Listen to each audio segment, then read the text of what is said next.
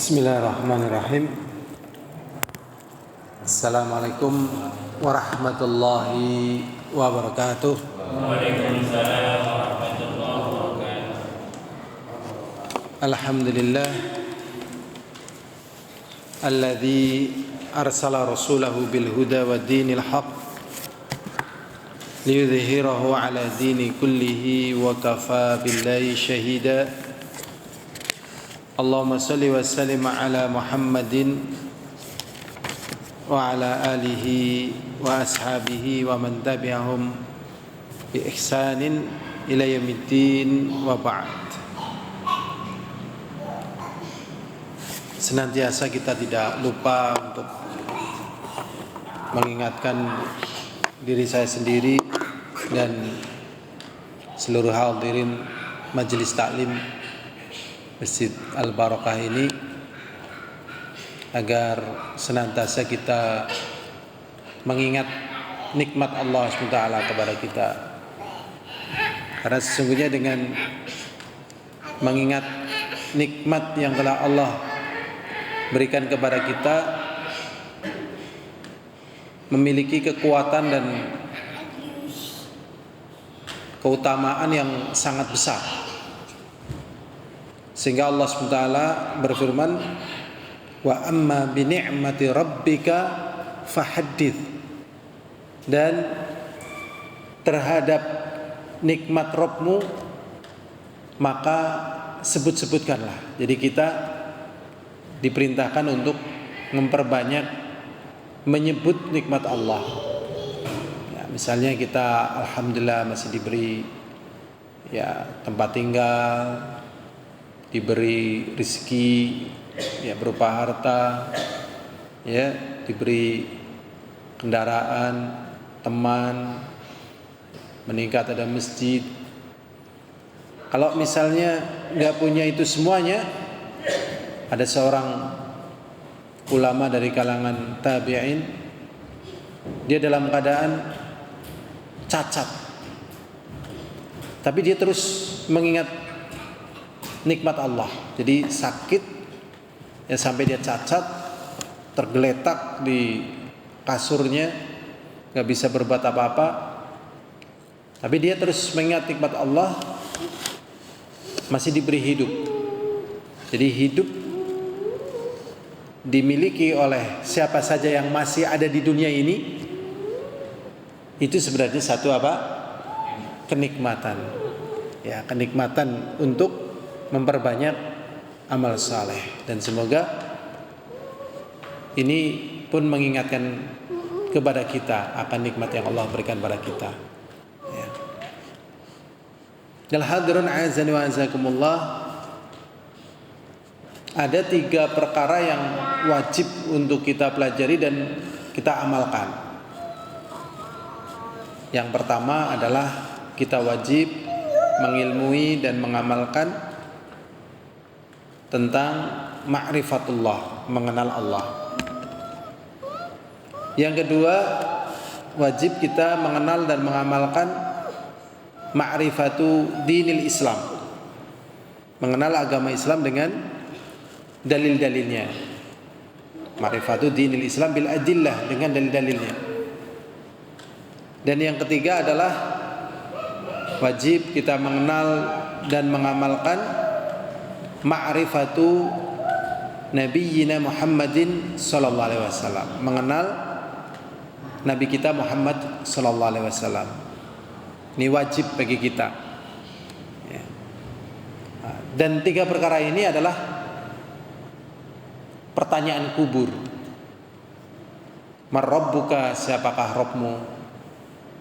Jangankan orang Islam, orang Yahudi, Nasrani, Buddha, Hindu, tatkala ditanya siapakah Tuhannya kaum muslimin, mereka akan bisa jawab Allah. Apalagi orang Islam. Cuma nanti tatkala dikubur, kalau dia bukan orang yang beribadah kepada Allah, mentauhidkan Allah, tatkala ditanya, dia tidak bisa jawab. La adri. Jawabannya saya nggak tahu. Ya tentunya kena siksa. Ya. Innan nasa yaquluna hakadza. Sesungguhnya manusia mengucapkan begini begitu. Waktu di dunia bisa ngomong, tapi tatkala dikubur kalau dia tidak beribadah kepada Allah, dia nggak bisa jawab. Demikian juga tatkala ditanya agamanya. Demikian juga tatkala ditanya siapa nabinya. Nah, ini insyaallah dalam kesempatan kita malam hari ini kita akan membahas tentang mengenal Nabi kita Muhammad sallallahu alaihi wasallam. Jadi mana Nabi kita Muhammad sallallahu alaihi wasallam ini hukumnya wajib, fardu. Ya. Dengan kita mengenal, ya, diharapkan kita cinta. Tatkala cinta kita diharapkan mengikutinya, jejaknya. Karena manusia mudah sekali mengikuti selain Nabi kita Muhammad sallallahu alaihi wasallam. Karena sering dilihat pemain sepak bola, ya kan? Nah, pemain sepak bola, artis, ya kan? Bintang film, ya, ataupun yang lainnya, karena berjumpa dan lihat gitu dan lebih sering gitu. Sedangkan mengenal Nabi kita Muhammad SAW yang ini akan menjadi wasilah untuk sampai ke surga Allah. Nah, ini jalannya memang dengan belajar, dipelajari seperti ini. Dia adalah Muhammad bin Abdullah. Jadi mengenal Nabi kita Muhammad SAW, namanya Muhammad bin Abdullah. Ya. Dia adalah apa? Khatamul Anbiya, cincinnya para nabi. Dan dia adalah Rasul Allah yang diutus kepada jin dan manusia. Dan dia diutus oleh Allah untuk seluruh manusia. Ini Nabi kita Muhammad SAW diutus untuk seluruh apa? Manusia. Sehingga agama Islam ini adalah agama yang universal. Ya, agama yang apa? Universal. Contohnya misalnya gini. Alhamdulillahi Rabbil Alamin. Segala puji bagi Allah Rabb, ya, pencipta, pengatur, berizki seluruh alam ini, kan universal. Ya. Qul a'udzu birabbin nas. Aku berlindung kepada Allah, Rabbnya seluruh manusia, universal.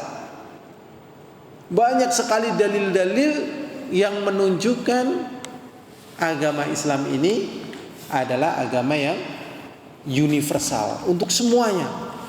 Ya. Allah SWT mengatakan, Qul ya ayyuhan nasu inni rasulullahi ilaikum jami'a. Allah SWT mengatakan kepada Nabi kita, katakanlah Nabi, wahai sekalian manusia, sesungguhnya aku adalah utusan Allah kepada kalian semuanya. Ya, semuanya. Makanya Rasulullah SAW mengatakan, tidak Yahudi, tidak Nasrani, apabila dia ketemu dengan aku dan kemudian tidak beriman kepadaku, maka dia termasuk menjadi ahli neraka. Itu ada dalam Sahih Muslim. Ya, Masya Allah. Mau nate mireng hadis niki, para bapak hadirin semuanya, mau nate mireng ada di Sahih Muslim. Jadi Rasulullah SAW mengatakan, ya, tidak Yahudi, tidak Nasrani yang dia menjumpai aku dan tidak beriman kepadaku kecuali dia menjadi ashabin nar, menjadi penghuni neraka. Berarti yang masuk Islam ke Islam ya dari semuanya, ada Yahudi, Nasrani, semuanya ada yang masuk, ya. Dan agama ini memang universal untuk semuanya. Ini Nabi kita Muhammad sallallahu alaihi wasallam. Juga dalilnya yang lainnya juga ada. Wa ma arsalnaka illa kafatan lin-nasi basyiran wa nadhira. Surat Saba ayat 28. Dan tidaklah kami mengutus engkau wahai Nabi kecuali untuk seluruh manusia. Kamu duduk sini lah. Jadi tidaklah kami mengutus engkau wahai Nabi kecuali untuk seluruh manusia semuanya. Basyiran wa nadhira. memberikan berita gembira dan peringatan untuk semuanya. Makanya karena Rasulullah diutus untuk seluruh manusia, Islam pun tersebar ke seluruh penjuru dunia. Bahkan di negara-negara yang kita mungkin nggak tahu namanya dan sebagainya, ada kaum musliminnya. Nah, cuman karena kita kadang kurang gaul, ya mungkin ukhuwah kita juga kurang begitu terjalin, ya komunikasinya kurang. Tapi gampangannya ya tatkala musim haji, kita di situ ketemu dari sekian negara. Nah, di situ minimal. Padahal masih banyak mungkin kaum muslimin yang belum bisa berangkat haji dari negara-negara yang kita nggak tahu namanya. Nah, itu dulu Rasulullah SAW yang berdakwah, sehingga tersebar ke seluruh penjuru dunia. Ya hadirin azani wa azakumullah, Nabi kita namanya Muhammad bin Abdullah. Muhammad putranya Abdullah bin Abdullah, ya, anaknya Abdullah. Bin Abdul Muttalib, anaknya Abdul Muttalib. Jadi kalau silsilah yang ada dalam agama kita atau orang Arab itu pakai bin, ya, pakai apa? Bin. Jadi anaknya itu. Kalau ke atas misalnya bapak, ya, ab, ya. Berarti ab, abul ab, abul ab, abul ab, terus ke atas. Dan ini lebih sesuai dengan fitrah. Kalau enggak sulit sekali memberi nama. Ya. Kalau di Jawa kan bapak, kakek, terus buyut, kemudian canggah, wareng, gantung siwur, ya kan? Trah gitu. Lah ke atas dari trah ini nggak tahu namanya apa gitu kan. Lah kalau dalam Islam enggak, pokoknya bapaknya bapak, walaupun sampai 1000 tetap bapaknya bapak, sampai bapak kita yang terakhir, yaitu siapa? Adam alaihissalatu wassalam. Ya, Rasulullah pernah mengatakan besok kalian dibangkitkan di surga seperti wajah bapak kalian Adam alaihissalatu wassalam, karena orang yang paling ganteng dari sejak zaman awal manusia sampai terakhir yaitu bapak kita. Siapa? Adam. Sehingga kita dibangkitkan dalam posisi yang paling ganteng gitu. Ya, jadi yang belum ganteng di dunia nggak usah apa? Khawatir, ya. Kemudian yang sudah ganteng di dunia, ingat masih belum ganteng kalau dibandingkan dengan Adam alaihissalatu wassalam. Jadi Nabi kita Muhammad sallallahu alaihi wasallam anaknya Abdullah, anaknya Abdul Muttalib, anaknya Hashim. Dan Hashim dari Quraisy. Quraisy ada yang mengatakan juga nama orang. Wa Quraisy minal Arab. Arab juga ada yang mengatakan ini nama orang Arab, Aribah. Ya. Sehingga bahasa Arab itu kan i'rab gitu kan. I'rab itu artinya ditentukan jenis kalimatnya. Wal Arab, sedangkan Arab ini min dzurriyyati Ismail, dari anak cucunya Ismail. Nah, ini sanadnya ke atas wallahualam, mungkin di kitab-kitab lain mungkin disebutin. Tapi kalau sampai Nabi Ismail ya Masya Allah, ya. Ya ini sulit, ya. Tapi kalau sudah ketemu Ismail kan nanti tinggal Ibrahim. Ibrahim terus baru nanti ketemu lagi ke atas. Ya. Nah, kalau kita anaknya siapa, ya? Kita anaknya siapa kita, ya? Sulit, ya. Ada yang mengatakan kita dari Yunan. Ya. Kita dari Yunan. Yunan itu bukan Yunani, katanya daerah Malaysia sana. Kita suku Melayu katanya. Tapi kita juga nggak tahu. Coba siapa yang tahu di atas mbah kita siapa, coba? Atau di atas terahnya kita? Nggak tahu kan? Asal muasal kita nggak tahu kan? Kita nggak tahu. Ini orang Arab, dia dimuliakan dengan apa? Nasab. Dimuliakan dengan nasab gitu. Nasab ini punya keturunan ini, ya. kemuliaan, minal nasab. Min dzurriyyati Ismail bin Ibrahim alaihi wa ala nabiyyina afdalu salam. Walahu minal umri 63 sanah. Dan beliau Nabi kita Muhammad sallallahu alaihi wasallam diberi umur 63 tahun. Menurut perhitungan apa? Hijriyah. Kalau menurut perhitungan Masehi berarti kurangi 1,5, berarti berapa? 51,5 ya. Dia kan dikurangi 1,5 tahun. Nah, berapa? 61,5. Nah, ini. Nah, sekarang ada pertanyaan, loh, kok Nabi umurnya nggak begitu tua? Kenapa? Hikmahnya adalah supaya tidak mengalami masa pikun. Ini. Tidak mengalami masa apa? Pikun. Nah, ini pikun. Masya Allah, semoga Allah menjaga kita dari kepikunan. Allahumma inni a'udzubika minal, gimana minal apa? Ajzi wal kaswa jibril wa a'udzubika minal hammi wal, oh bukan, dari diantara doanya minal haram, dan aku berlindung dari kepikunan. Ya, pikun, dari pikun ini ya Masya Allah ya, ujian. Nah, semoga Allah melindungi kita dari pikun. Ada yang memberi saran supaya tidak pikun, sering baca Quran ya, jadi otaknya nggak menurun, sering ngaji juga, karena baik otak, fisik kalau nggak digunakan itu lama-lama apa? Menurun ya. Orang kalau sudah nggak aktif kerja, kemudian di rumah pasif, itu biasanya terus apa? Menurun, fisik menurun terus ya, harus gerak lah.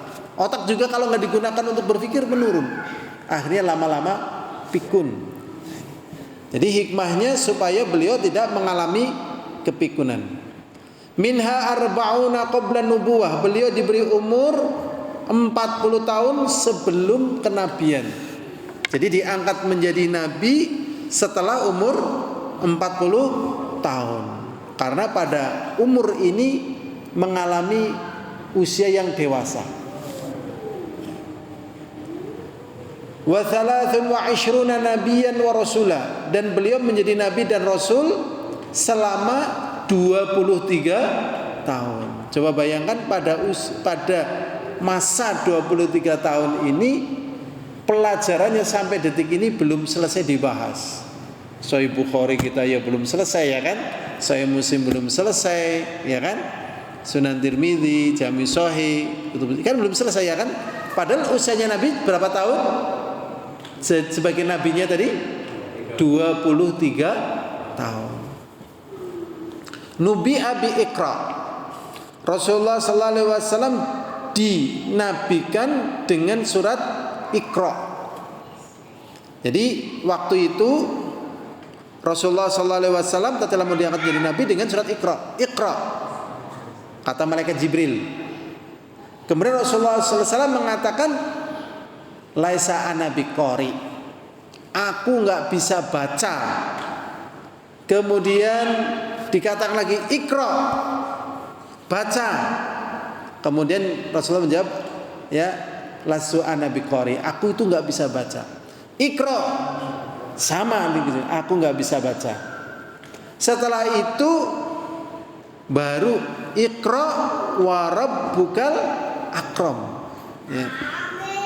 Ya, jadi Iqra wa rabbukal akram, dan Rabbmu ini zat yang maha dermawan.